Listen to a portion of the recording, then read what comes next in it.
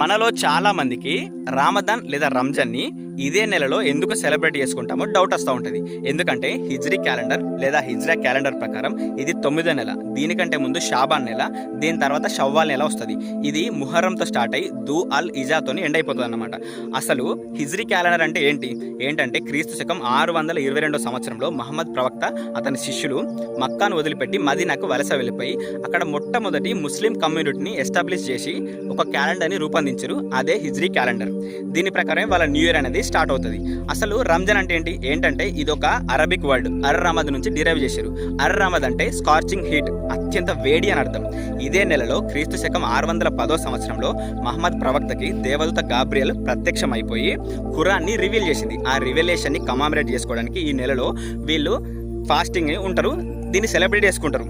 ఈ ఫ్యాక్ట్ కనుక మీకు నచ్చినట్లయితే మన ఛానల్ని సబ్స్క్రైబ్ చేసి ఈ వీడియో లైక్ చేయండి.